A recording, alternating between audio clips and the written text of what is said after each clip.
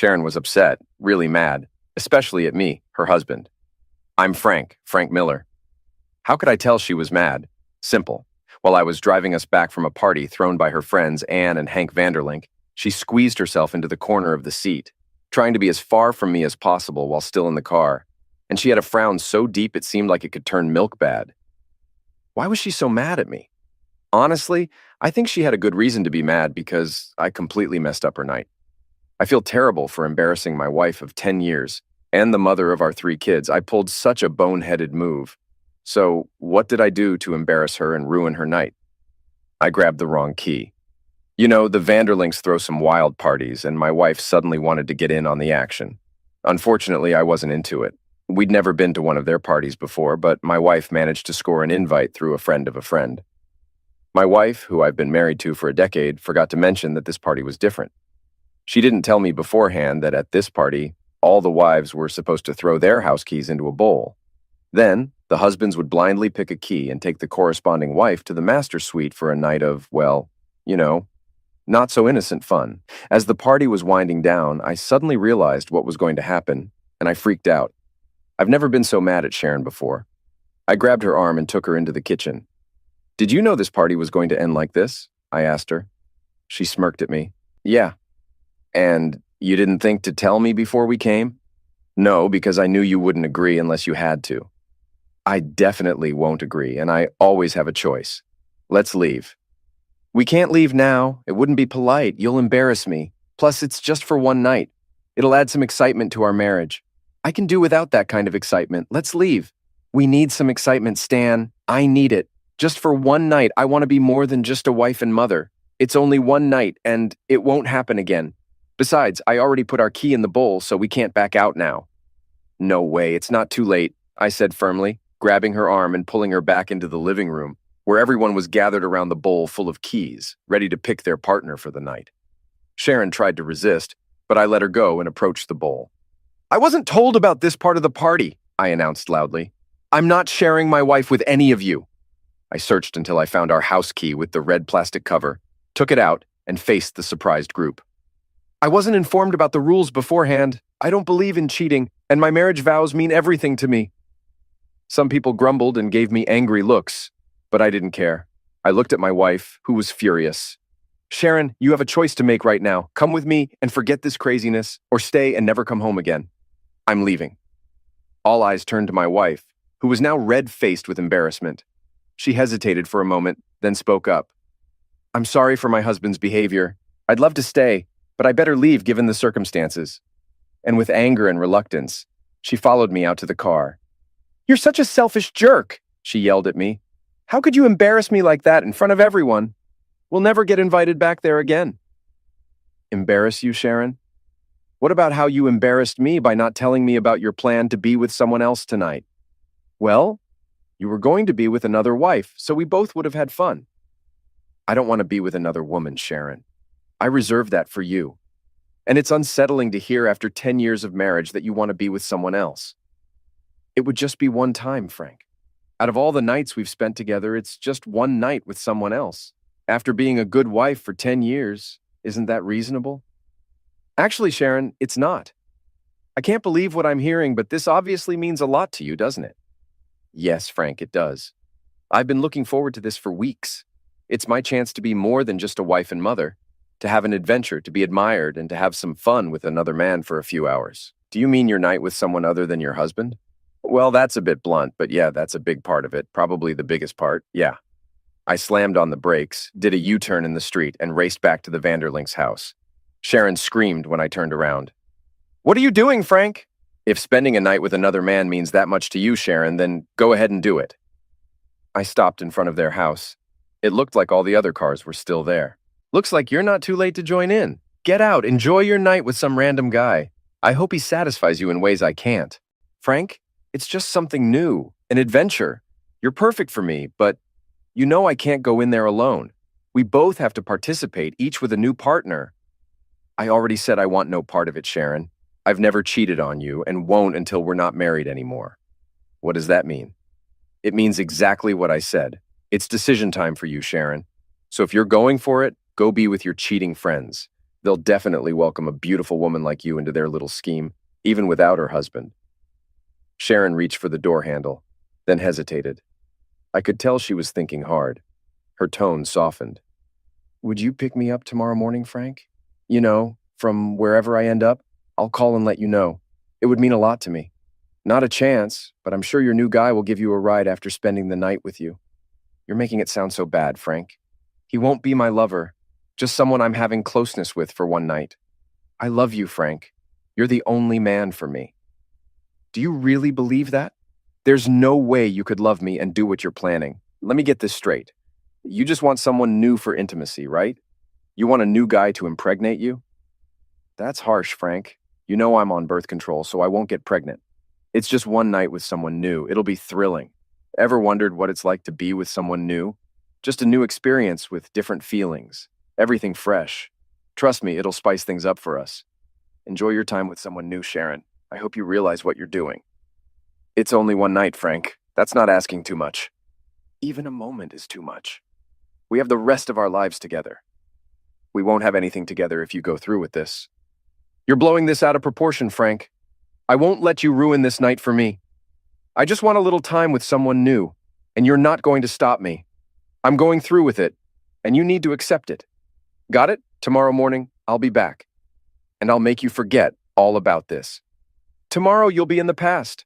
I won't desire you anymore after you've let another man have what I thought was mine alone. Now you're being ridiculous. I belong to you and you'll still want me. I'll make sure of that. Sharon, listen to me. If you go back into that house, we're done. Your one night will cost you your marriage and your family. No, Frank, it won't. We're married, and we'll stay that way. We're meant to be together. I love you, and I know you love me. We'll get through this, I promise. I'll make it right. You're breaking my heart, Sharon. Don't be so dramatic. Think of it as sending me on an adventure. It's an adventure for you, but it's the end for us. Stop talking nonsense, Frank. I'll change your mind in the morning, and you know how. Do you really think I'd touch you after you spent the night with someone else? You'll touch me, Frank, and much more. I'll make sure of it. God, I never realized how foolish you are. Get out. My words surprised her, but she opened the car door and started to step out. I'll see you tomorrow morning, Frank. I sadly shook my head and sighed. No, Sharon, you won't. And as soon as she pushed the door to close it, I hit the accelerator and spun away, leaving skid marks for half a block. I glanced at her in the rearview mirror as I sped down the street. She looked completely shocked, standing there on the curb with her mouth open. She hadn't moved when I turned the corner and she disappeared from sight. I hoped she would call me right away, admitting she was wrong and asking me to come back for her. But she didn't. Oh, she probably thought I'd be upset for a couple of days, then she could smooth things over by bringing me to bed. Well, she was completely wrong. My dad always said that if a woman was considering cheating, she'd already mentally crossed that line. And if a married woman was seriously contemplating it, she'd already broken her vows. It's okay to admire someone, but if she's plotting how to make it happen, she's already betrayed you. As much as it hurts, she ended our marriage, and it's time to move forward. The real tragedy is our 3 kids, 9-year-old Jocelyn, 8-year-old Rebecca Ann, and 4-year-old Frank Jr. How could I imagine life without them every day? But I couldn't let Sharon's actions slide without consequences. The kids were with my mom for the weekend, giving me time to figure out my next steps. I drove around aimlessly for a while, still holding out hope that Sharon would call and ask me to pick her up. But it became clear that she'd made up her mind. I finally decided on a plan and drove home. Just as I pulled into the driveway, my phone rang. I hoped it was Sharon asking me to come get her, but the caller ID showed it wasn't her. I answered anyway. There was loud music and laughter in the background, and a man spoke. Hey, Frank, it's Rick Wilson from the party you left. Your wife gave me your number. She's hoping I can talk some sense into you. She's really excited about tonight and wants you to be a part of it too. You're a lucky guy. Every guy here hopes they'll get her key. She keeps saying someone's in for a memorable night. Come back and join us. There are some hot ladies here eager to have fun with you. Go to hell, Rick Wilson, you manipulative bastard. And screw everyone else at your party, including my cheating wife. I hope you all suffer horrible fates. I hung up and went inside. It took me less than 20 minutes to pack 2 suitcases with enough clothes for a week or 2. I grabbed my laptop and shaving kit and loaded everything into the car. I searched for our wedding license, tore it into pieces, then smashed my wedding ring with a hammer. It took a few hits to flatten it, but once I did, I placed the pieces on Sharon's pillow, locked the door, and drove off into the night. I wanted to find a motel a few miles outside of town, but first, I swung by the Vanderlinks' place again. Some cars had already left the party, and a few people were outside chatting as they paired up for the night. I didn't see Sharon, so I figured she had either left with her new partner or was with Mr. Vanderlink himself. The motel I found was in the next town over. It didn't look fancy, but it had parking in the back, which would keep my car out of sight if anyone happened to be looking for it. After securing the car, I bought a 6-pack of Newcastle from the convenience store next door and decided to watch some TV. The first 2 beers calmed me down, and as I opened the third, my phone rang. It was Sharon, but since I knew she wasn't calling for me to pick her up, I let it go to voicemail. "Frank, you're being dramatic about this. Rick Wilson told me what you said to him. I've told you countless times, it's just one night. I'm just trying something new with one guy, and that doesn't make me a bad person. I promise, even if I'm a little sore, I'll make it up to you when I get home tomorrow. Oh, and since you took our house key out of the bowl, they made a new one for me. The guy who got it is named Glenn, and he seems nice. He's married with kids like us. Since you're at our house, I went home with him. His wife and her partner for the night are here too, but they're in a different part of the house, far enough away that we won't hear each other when things get heated. You know how loud I can be when we're together," she giggled. "Listen, I know you're upset, but I promise I won't let him do anything we haven't done. I told Glenn we should keep it simple, maybe just some regular stuff." Glenn agreed, especially since it's my first time with someone else. He said he'll drop me off tomorrow, and I'll make sure to clean up before I come home. No sloppy seconds for you. Sweet dreams, lover. See you in the morning. Get ready for some fun. Love you, Frank. I felt like I was going to throw up. I never realized I was married to such a foolish woman. Sure, Sharon had always been a bit clueless, but that was part of her charm. Now, her cluelessness was on full display and had cost her our marriage and maybe her kids. There's no way she could think I'd ever take her back after letting some guy have her and rubbing it in my face. I'm sure everyone at the party had a blast at my expense. I was angry, hurt, and embarrassed, and my wife couldn't care less. I know I should have just ignored her message, but I couldn't. I called her back, and she picked up after the 3rd ring. "Hey, honey, Glenn and I just got comfy in bed, so I can't talk long." "Shut up, Sharon. This might be the last time you hear from me. You don't realize what you've done, but you'll find out soon enough. Enjoy your time with Glenn because the consequences will be worse than you can imagine. Understand this, Sharon. Once Glenn touches you, our marriage is done. Do you hear me? Done. I never thought I'd say it, but I hate you more right now than I ever loved you. I can't wait to be done with you completely. My lawyer will contact you next week." I hung up. Within 30 seconds, she called again. I let it go to voicemail once more. "Frank," she sounded like she was about to cry. "Why are you acting like this? How could you say those things to me? I'm your wife. Can't you just let me have this one night? Glenn and I just started, and now you're ruining it for me. I don't know if I can enjoy being with him like I want to now. We're not getting divorced. I'll be home in the morning and we can talk this out. I'd come home now, but I promised Glenn I'd stay with him tonight. Please understand, I have to do this. He got my key and I promised him he could have me. He really wants to do that now. Oh, yay, right now as I'm talking to you, I have to go. Glenn is ready to, he's ready. I love you, Frank. I'll always love you. Please don't say our marriage is over when I do this with him. I can't help it, honey. He's already here. Oh, God. Please, oh yes, please try to understand." And I heard her whisper to him, "Oh yeah, Glenn. This is my night. See you in the morning, darling." Once again, I couldn't resist. I called her back, and this time it rang several times before going to voicemail. It was clear that Glenn was with my wife, so I left a message. "From your last voicemail, I can tell Glenn is already with you, and you're enjoying it. You can spend the night with him, experiencing all the new sensations he's giving you. Sharon, you've shattered my heart, and I'll never forgive you. It's great that you could keep your promise to Glenn, a man you just met, but you couldn't keep your marriage vows to me, who's loved you and stayed faithful for over 10 years. I don't even recognize you anymore. You won't see me in the morning, and you might never see me again, but you'll receive divorce papers next week, and I'll be charging you with adultery. Now that Glenn is doing what only I should be allowed to do, you're officially a cheater. You can cheat with any man you want from now on. But in case you care, you've lost me forever, and I'll definitely keep that promise." Sharon didn't return my call. I know how absorbed she gets during closeness. She enters a world where nothing else matters except her and the man she's with. They were completely focused on each other by now. I'm not sure if she got my last message, but it doesn't matter. The damage is done, and our marriage is finished. There's no way I'll ever take her back after she disrespected and humiliated me like that, making a mockery of our marriage. I finished the rest of the six-pack. Sharon was loud. That's how she was with me, and I'm sure she's the same with Glenn. Anyway, the beer helped, and I eventually fell asleep, tears still streaming down my face. I woke up about 4 hours later, and reality hit me hard.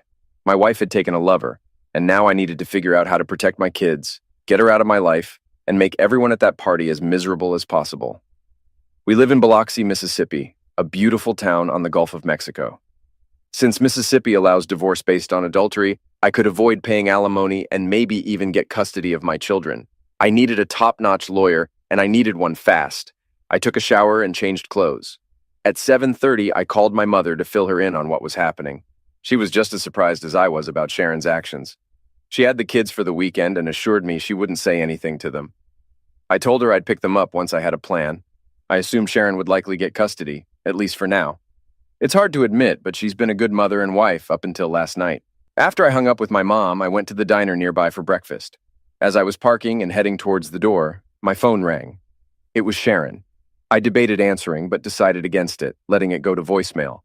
She didn't leave a message, though.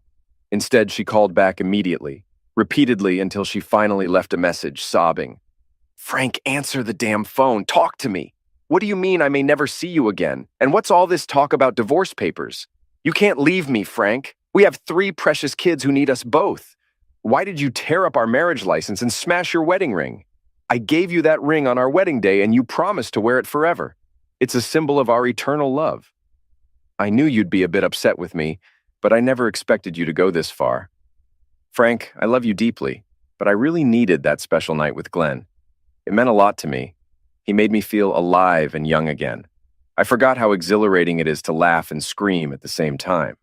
But, as incredible as last night was, you're the only man for me, Frank.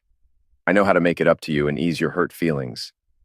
Please come home so I can show you how much I love you and make things right." She started crying, and it was hard to make out her words. "Frank, why can't you see? I just needed one night with someone new, to feel desired and wanted again. It felt amazing to know another man desired me and found me beautiful enough to want me. Please, Frank, try to understand. It was just a moment, nothing more. Please talk to me. I love you. You and our kids mean everything to me." Her voice grew weaker. "It was just act, Frank.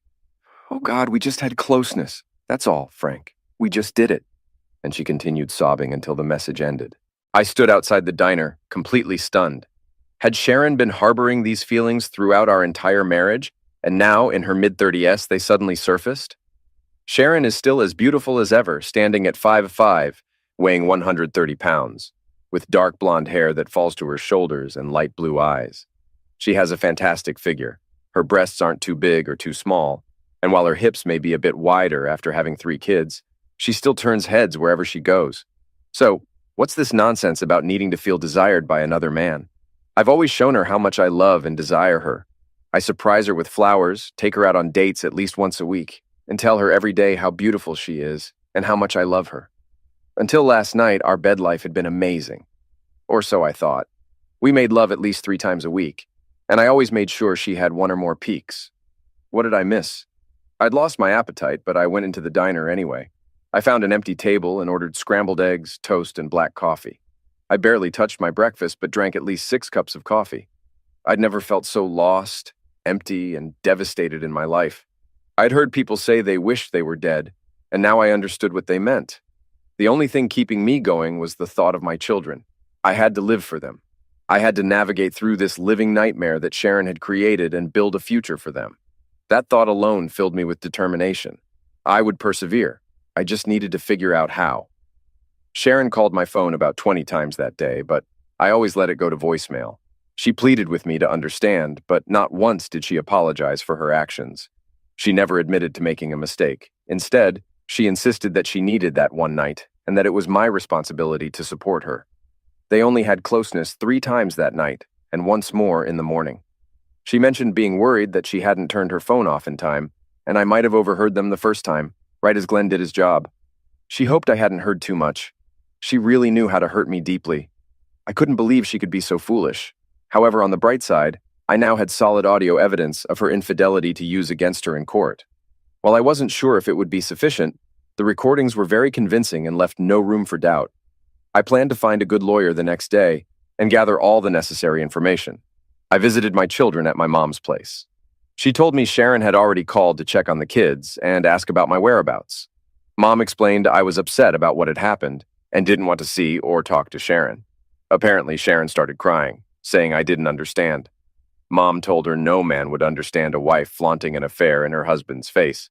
Sharon asked if she should pick up the kids, but Mom suggested it might be best for them to stay a few more days until things calmed down. The kids were happy to see me, but wondered where their mom was. I told them she was busy with something important to her and that they would be staying with Grandma a bit longer. We played games and had dinner together before I hugged and kissed them goodbye and returned to my motel. Tomorrow was going to be a hectic day. Before calling it a night, I had one more thing to do. Well, more like a quick drive-by. As soon as I spotted my house, tears welled up again. I cried for what was lost, knowing it was gone forever. I was surprised to see no unfamiliar cars in the driveway. Though there might be one in the garage, seeing only the kitchen light on downstairs made me think Sharon was alone, at least for tonight. And then it hit me. I still had feelings for her. No, I wouldn't take her back after what she did. But it pained me deeply to imagine her betraying me with another man. I tried to resist the urge to spy on her, but I gave in. Parking a block away, I walked back to peek through the kitchen window. She sat at the table, an empty bottle of Grey Goose beside her. Her hair was messy, mascara streaked down her face. Wearing a robe, she rested her head on the table, eyes closed. It was clear she'd been crying, surrounded by a pile of tissues. For a moment, I felt sorry for her, but then I remembered her betrayal and my sympathy vanished. I wanted to lash out, but instead I walked back to my car and drove off. There was a hint of satisfaction. Maybe she was starting to realize the gravity of her actions. If she wanted pity, she could call her lover, Glenn. Monday arrived early, and I had a busy agenda. At the diner, I had eggs, toast, and coffee, and this time I finished everything. After that, I called my mom and talked to each of my kids, reassuring them of my love and promising to see them soon. Then, I contacted work and informed my executive assistant that I'd be handling personal matters for the next couple of days. I let her know she could call or text me if anything urgent came up. She sensed something was wrong, but I didn't elaborate, promising to explain later. Back during my final year at Ole Miss, I shared an apartment with two good friends, Douglas Prather III and Maxwell McCrae. We formed a strong bond, and though we don't see each other often, we've stayed connected over the years. My major was in computer science, Doug studied business administration, and Max pursued a career in law. I called Doug first and asked if both of them could meet me for drinks around 5. I needed their advice on a serious matter, and Doug agreed to reach out to Max. We arranged to meet at the Lava Bar by the beach. I arrived early, and shortly after 5, Max arrived, followed by Doug 10 minutes later. We greeted each other warmly and found a table on the patio, ordering drinks and raising a toast. "What's going on, Frank?" Doug inquired. "Your call sounded serious." "Sharon cheated on me and made sure I knew about it," I confided, then proceeded to tell them the whole story. "Dang, that's rough," Doug exclaimed. "I can't even wrap my head around her doing something like that," Max chimed in. "Same here, but she went ahead, no shame or regret, and she still thinks I'm overreacting.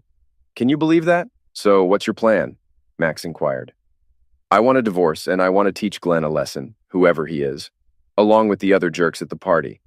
But more than anything, I want to fight for custody of my kids." "Getting custody might not be simple, Frank," Max cautioned. "Unless she's been a neglectful mother. If she's bringing random guys home and having affairs while the kids are there, then you might have a case.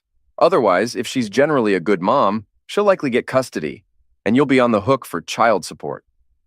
"I can handle that as long as I can still spend time with them whenever I want," I replied. "That's feasible," Max nodded.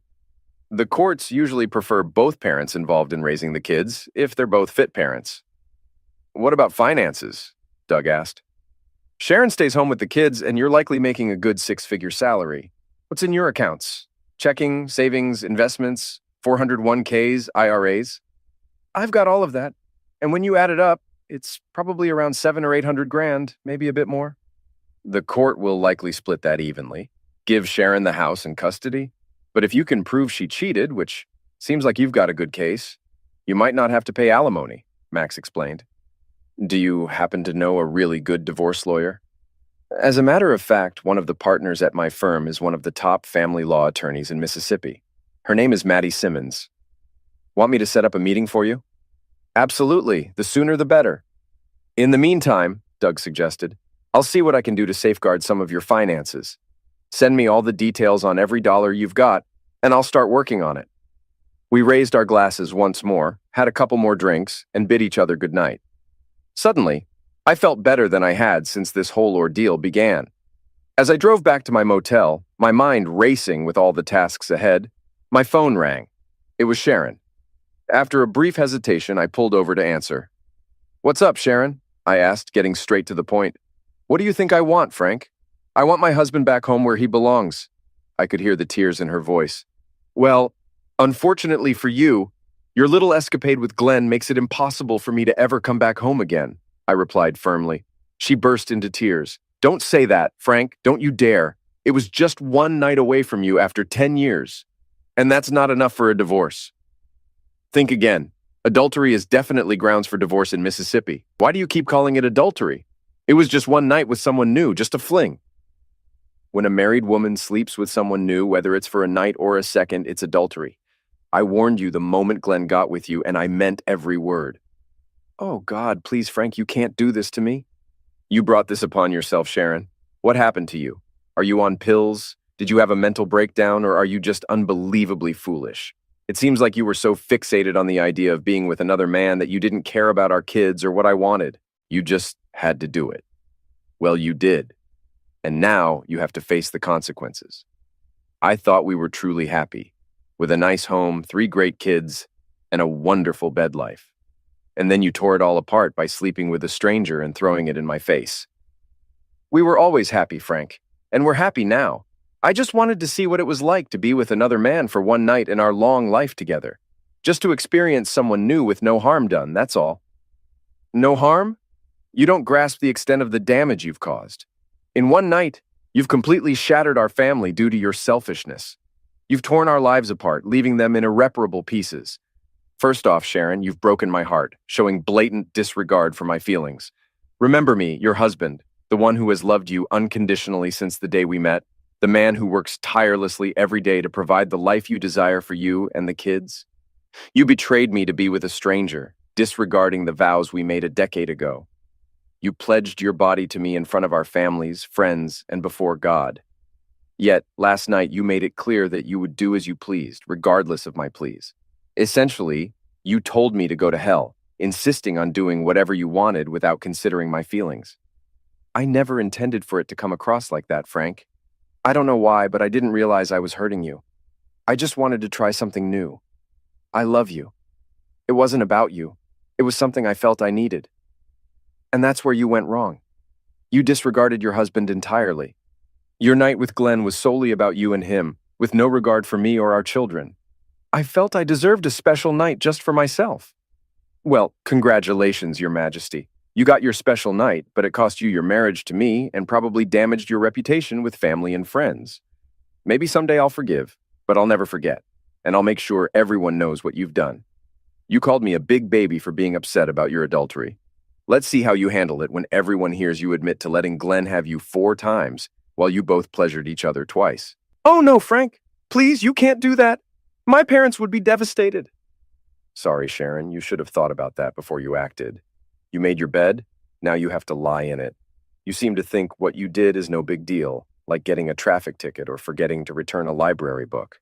You threw away a solid 10-year marriage with someone who truly cared for you, all for a one-night stand with a stranger. Was it worth losing your family over? I didn't think I'd lose everything, Frank. I thought you'd love me enough to understand and support me.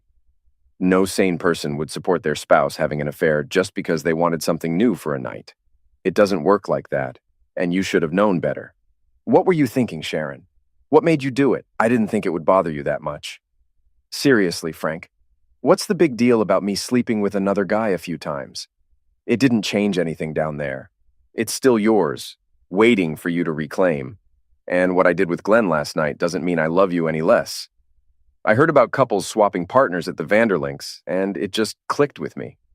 Why couldn't a husband or wife have a night with a total stranger, someone safe, and enjoy it? I wanted to try something new just once, and then I'd commit to you again. But it showed a lack of respect for me. I begged you not to, but you went ahead and did it anyway. You excluded me from something we've shared for over 10 years. Those vows meant everything to me. The connection between us brought 3 wonderful children into our lives who love us both. We were a family, committed solely to each other. But now you've shared the part of you that made those kids with someone else. And for what? A fleeting thrill, a one-night fling? You call it a single event I should move on from, but to me, it's a complete betrayal of our family, our promises, and any respect you once had for me. You wanted someone else, and you got it. But in doing so, Sharon, you tossed away everything we held dear. Part of me still cares, but I can't be with you anymore. Why are you being so stubborn, Frank? Can't you see it was just something I needed? Nothing's changed between us. Everything's different, Sharon. You're not mine alone anymore. I begged you not to do this. I can't just forgive and forget. You betrayed me, and that's a wound that won't heal. I'm getting a lawyer and filing for divorce tomorrow, citing your adultery. I'll name Glenn and everyone else involved. And imagine the fallout when your friends find out you're responsible for their social circle falling apart. Go to hell, Sharon, and take your flings with you. As soon as I stepped into Maddie Simmons Esquire's office, I felt like I had finally found the right lawyer to guide me through the mess my life had become. She was direct and no nonsense, wasting no time in getting to the heart of the matter. She wanted to know why I was seeking a divorce and what I hoped to achieve from it. I explained that I expected to divide my assets with Sharon, possibly giving her our home in exchange for less cash. I also acknowledged that despite filing for adultery, winning full custody of my kids was unlikely. However, I insisted on having unrestricted access to them and avoiding alimony payments. I played the audio evidence I had of Sharon's betrayal, where she admitted her actions with Glenn repeatedly. Miss Simmons shook her head in disbelief, finding it hard to believe that my wife would be so careless as to confess her affair in voicemails that could be used against her in court. We may need a voice recognition expert to confirm it's your wife's voice, she explained. But unless we encounter an unreasonable judge, these recordings should be admissible as evidence. We spent the rest of the hour discussing my goals regarding Glenn and the others at the wife-swapping party. She doubted we could win any money from them, but she could find a way to expose their activities publicly and embarrass them enough to hurt them. I told her that would be satisfactory for me. I paid her a retainer and requested she serve Sharon promptly. She assured me it wouldn't take long and promised to inform me beforehand. On Tuesday afternoon, I picked up my kids from my mom and took them back to Susan's house. When she greeted them, she hugged and kissed them warmly, then reached out to me, but I stepped back, causing her to tear up and plead with me to stay. I explained I couldn't, but I thought it was best for the kids to be home with her, and I planned to pick them up on Friday for the weekend. Sharon seemed to be struggling, and I sympathized, but she brought it upon herself, and her tough time wasn't worse than what I was experiencing because of her. On Wednesday, I returned to work. I knew I couldn't neglect my job. I needed it more than ever, not just for the income, but for the mental distraction. If I dwelled too much on the pain and self-pity from Sharon's betrayal, I feared I'd lose my sanity, something I couldn't allow for the sake of my kids. On Thursday, I met Doug and Max again, this time for dinner at the Half-Shell Oyster House, where I loved their charbroiled hand-shucked oysters and dirty martinis. During our meal, I updated them on my kids and the divorce proceedings. Doug had looked into ways to protect some of my money, and I authorized him to proceed. It might not be much, but it would be helpful in the long term. Together, we brainstormed a simple plan to stir up trouble in the wife-swapping club without risking legal trouble. Max had a friend who worked as a reporter for the Biloxi Sun-Herald newspaper. He believed that if I provided him with the Vanderlinks' address and the times the wife-swapping group met, he could uncover the names of some participants. He suggested writing an editorial revealing that wife-swapping was more prevalent in Biloxi than people realized. By hinting at certain business owners' involvement without explicitly naming them and getting photos of couples entering and leaving meetings, we could create enough controversy to cause problems for the group. I shared the limited information I had with Max, and he agreed to start investigating. With that plan in motion, we said our goodbyes until next time. My weekend with the kids was fantastic. We went shopping for new clothes, watched a Disney movie at the Grand 18 in D'Iberville, and spent a whole day at the beach, swimming and playing frisbee. My children were my top priority, and I promised myself I'd always be there for them. Monday morning, Max called me. His friend at the Sun Herald newspaper liked the story idea and was figuring out how to get photos of the couples entering and leaving the Vanderlinks' house. Even if their faces were blurred, people would catch on quickly in a small town like this. If everything worked out, it could make headlines by the end of the week. I kept my fingers crossed.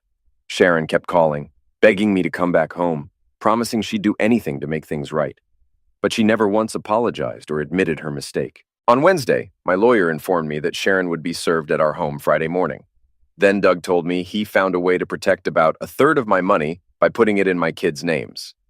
Finally, Max called to say his friend discovered that the swinging couples were meeting again Friday night at the Vanderlinks. He planned to stake out across the street in an unmarked van, snapping photos of everyone. He also wanted to interview me once more about the party. If everything went smoothly, the article would hit the paper next week. I felt a lot better than I had in a while. Friday arrived, and I waited for the expected call from Sharon after she got the divorce papers. True to my expectations, it came. At 2:30, my lawyer phoned to tell me she'd been served. Not long after, my phone rang again, and seeing the caller ID, I knew it was Sharon. I chuckled to myself, wondering what she wanted. Initially, I considered letting it go to voicemail, but I changed my mind. "Hey Sharon, what's going on?" I answered. "What on earth did you do, Frank?" Her tone was far from friendly. "I filed for divorce, just like I said I would," I replied. "And I told you there wouldn't be a divorce. And you filed for adultery? Spending one night with another man isn't adultery, Frank." "I have to disagree with you there, Sharon. According to Mississippi law, having closeness with someone other than your spouse is considered adultery. And Glenn definitely had it with you." Tears welled up in her eyes. "Why are you being so cruel, Frank? I love you. All Glenn did was have closeness with me a few times. It was just a fling." "Oh, my mistake, Sharon. I must have misunderstood that having closeness outside of marriage isn't adultery. How could I have gotten that wrong? Let it go, Sharon. It's done. I warned you countless times and pleaded with you not to do it, but you did it anyway. Now you have to face the consequences. And soon enough, you'll realize that your troubles aren't over yet. Goodbye, Sharon. Have a miserable life." And I hung up. The toughest part was that I still had feelings for Sharon. Maybe I always would, but I couldn't trust her anymore, and I couldn't stay married to someone who cheated.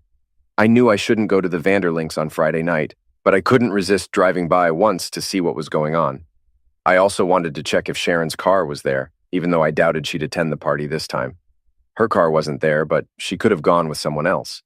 They usually only allowed couples, but they made an exception for her once, so who's to say they wouldn't do it again? I spotted a van parked across the street, likely where the reporter was. I wished him luck in exposing them. Results came quickly. The next afternoon, Max's reporter friend called, asking for some insider information, which I gladly provided. He mentioned he took over 100 photos and recognized over a dozen prominent couples from the city. Oddly, they weren't the same couples seen leaving the residence 2 hours later. Max had given him a photo of my wife, and he confirmed she wasn't among those entering or leaving the Vanderlinks' house. He wanted me to describe what I saw and experienced when I was inside the home during one of the key parties. I did my best to explain how the keys were placed into a bowl, even though I never witnessed the part where men picked a key and left with the woman it belonged to. I got a good idea of what happened from my wife's description and overhearing other couples' conversations about past parties. Before we ended the call, he asked if he could hint that he knew of a marriage that ended because of the parties, leaving kids to deal with their parents' divorce. I said he could, as long as no names were mentioned. The article came out in the Sunday edition of the paper, causing quite a stir. It was front-page news with a large photo of couples entering and leaving, their faces blurred. The story continued for 4 more pages with many additional photos. Despite efforts to hide faces, it was easy to identify participants from their cars and clothes, as they were prominent members of Biloxi society. By Monday, the story was the talk of the town. Several ministers were interviewed about the decline in morality, and civic leaders condemned the situation. Lawsuits were filed, but nothing came of them. Some businesses lost customers, and many couples ended up in divorce court. To me, it was all amusing. A fitting payback for the pain I endured from losing my wife and family. Even if people realized I was cheated on, I didn't care. I had my revenge, and that was all that mattered.